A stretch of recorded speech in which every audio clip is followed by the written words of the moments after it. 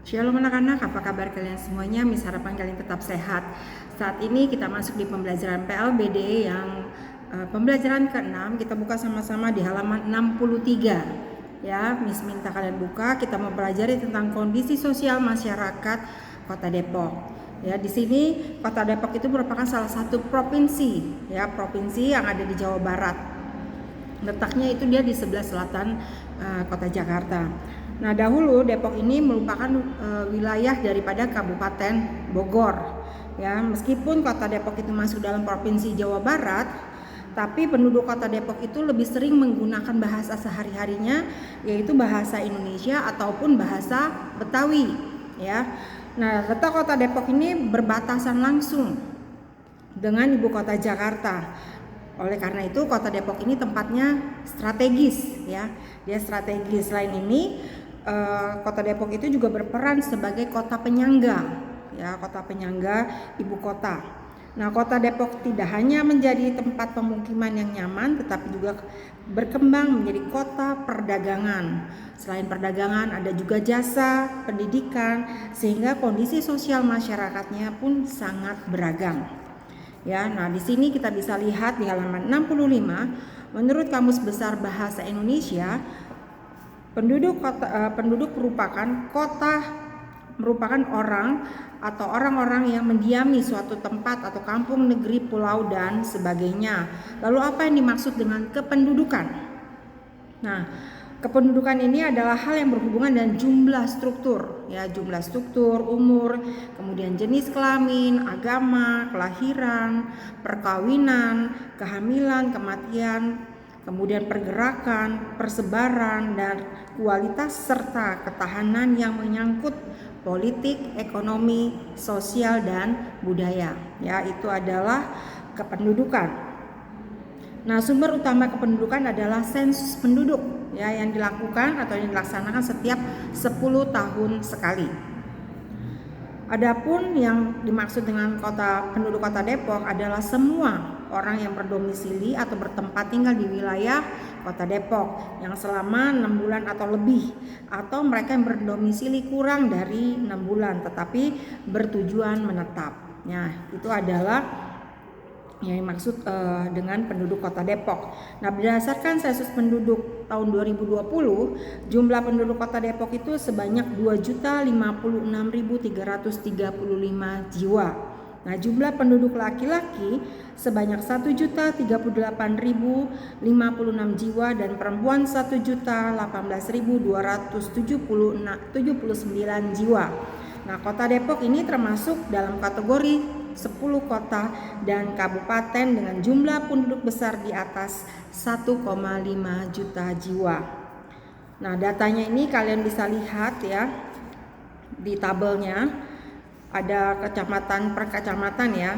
Ada Kecamatan Sawangan, Bojongsari, Pancoran Mas, Cipayung, Sukmajaya, kemudian Cilodong, Cimanggis, Tapos, Beji, Limo, dan Cinere. Nah, di sini kalian bisa lihat berapa ribu jumlah penduduknya, ya, di tahun 2010 dan 2020. Kemudian laju pertumbuhan penduduknya pun bisa ada semuanya di sini, bisa kalian lihat di tabelnya.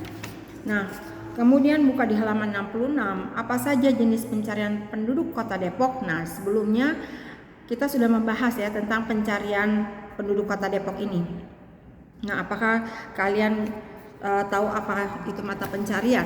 Nah, kalian perhatikan, mata pencarian ini adalah pekerjaan, ya, yang menjadi pokok penghidupan, atau dapat diartikan pula sebagai segala aktivitas manusia dalam memberdayakan potensi sumber daya alam. Nah, adapun mata pencarian penduduk Kota Depok sebagian besar itu dia di sektor jasa, ya. Nah, di tahun 2019 penduduk Kota Depok itu sendiri bekerja di sektor jasa sekitar 79,95%. Ya, dan di sektor perindustrian sebanyak 19,68%. Nah, sementara penduduk yang bekerja di sektor pertanian hanya sekitar 0,37%. Nah, bagaimana kehidupan sosial warga Kota Depok? Nah, kebersamaan dan kekompakan merupakan ciri masyarakat Kota Depok, ya. Nah, warga Depok sendiri memiliki kegiatan sosial berupa gotong royong ya, yang biasanya diadakan seminggu sekali atau sebulan sekali pada hari libur tentunya ya, guna untuk menjaga kebersihan dan kenyamanan daripada warga Kota Depok. Nah, selain itu juga ada juga yang namanya rapat pengurus ya, pemuda-pemudi di setiap masing-masing RT atau Karang Taruna. Ini biasa dilakukan ketika akan mengadakan suatu kegiatan. Nah, RT atau Karang Taruna sendiri misalnya ya, kegiatannya itu menyambut hari kemerdekaan, kemudian juga dengan mengadakan lomba-lomba. Nah, Kota Depok itu berkembang menjadi kawasan perkotaan jadinya dengan kegiatan pembangunan yang luas. Nah, di kawasan Kota Depok sendiri merupakan wilayah yang mempunyai kegiatan utama, bukan pertanian, dengan susunan fungsi kawasan sebagai tempat pemukiman perkotaan, pemusatan dan distribusi pelayanan jasa pemerintahan, pelayanan sosial, dan kegiatan ekonomi. Wajah Depok yang terus membenah diri ya, tentunya menjadi daya tarik bagi warga pendatang.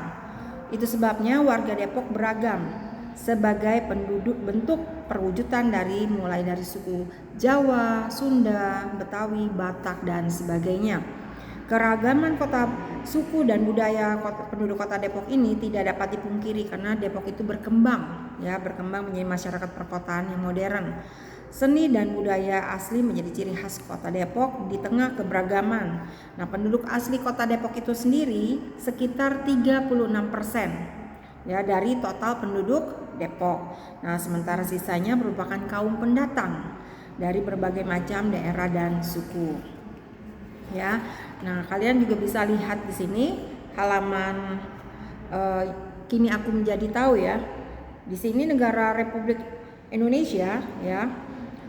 Negara Kesatuan Republik Indonesia yang berdasarkan Pancasila dan Undang-Undang Dasar tahun 1945 berkewajiban memberikan perlindungan dan pengakuan status hukum atas peristiwa kependudukan maupun peristiwa penting yang dialami penduduk di dalam dan di luar wilayah Negara Kesatuan Republik Indonesia.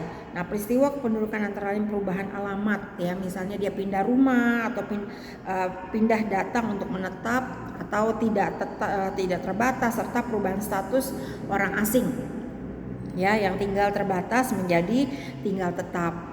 Nah, peristiwa penting antara lain itu misalnya kematian, kelahiran, perkawinan, dan perceraian. Nah, termasuk pengangkatan, pengakuan, dan pengesahan anak serta perubahan status kewarganegaraan dan ganti nama merupakan kejadian yang harus dilaporkan karena membawa implikasi perubahan data identitas atau surat keterangan kependudukan ya.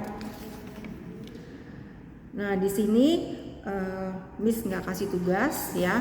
Pelajaran kita untuk hari ini yang bisa kita ambil teladannya adalah merendahkan pekerjaan orang merupakan hal yang tidak boleh kamu lakukan ya, karena saat kamu menganggap remeh pekerjaan orang ya, atau pekerjaan orang, maka kita belajar untuk mengerti bahwa sekecil apapun pekerjaan seseorang itu juga tidak mudah untuk dilakukan.